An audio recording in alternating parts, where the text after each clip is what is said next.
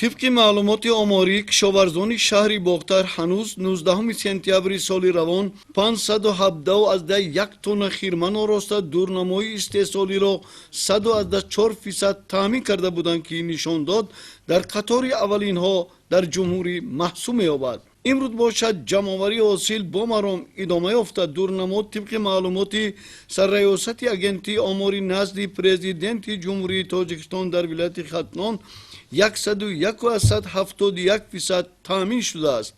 با برداشتن خیرمن 523.8 تن پخته علی زحمتی شهر توانستند قله مقصود را سربلندانه فتح نمایند. همه 13 خواجگی‌های پختکار دورنمای استحصالی را متناسباً از 107 تا 124% تامین کردند.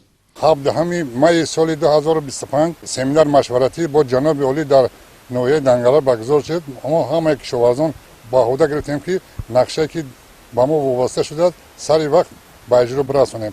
در شهر باختر میدان عمومی سوی کشاورزی 538 گیتار میبرد. این 538 گیتار زمین ما 250 گیتار کشتی پخته را گذراندیم سری وقت.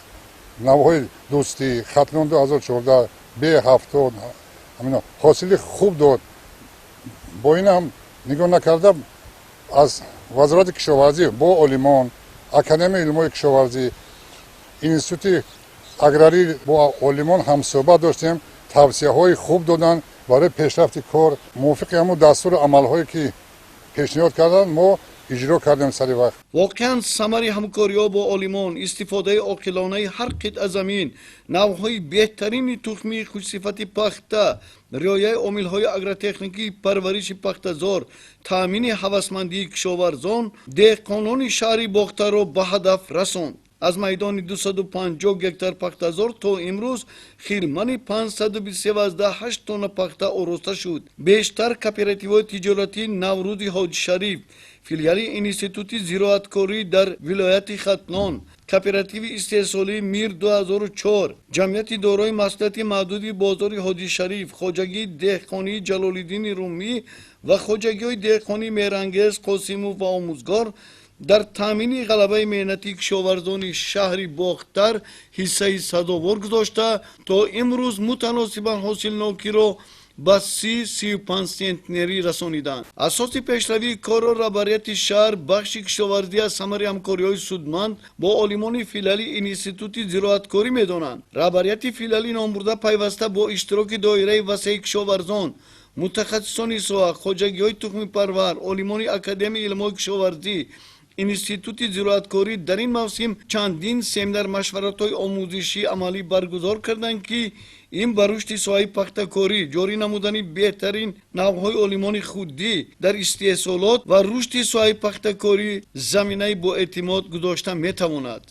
امروز روزی خرسندی آور است که در ولایت شهر باختر دورنمای خود را اجرا کرد. علاقمندی کارمندان فیلیال انستیتوت زراعتکاری شهر باختر زیج علاقمند بود و همه وقت با همراهی ما کاربری کردند و ما نوهای نوترین بهترین و تسپسترین نوها با مانند آیس 11 CVD و نوی 9365 9325 2462 که در ناحیه ها جاری کردیم.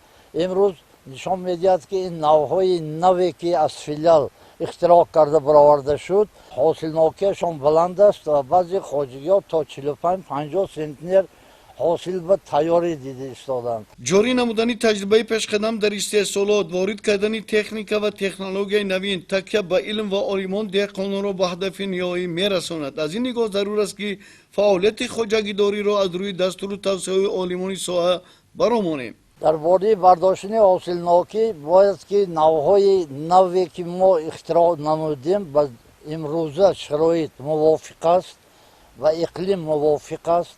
نوهای اختراع کردگی ما در مسئله افتش گل و شانه دیده نمی شود.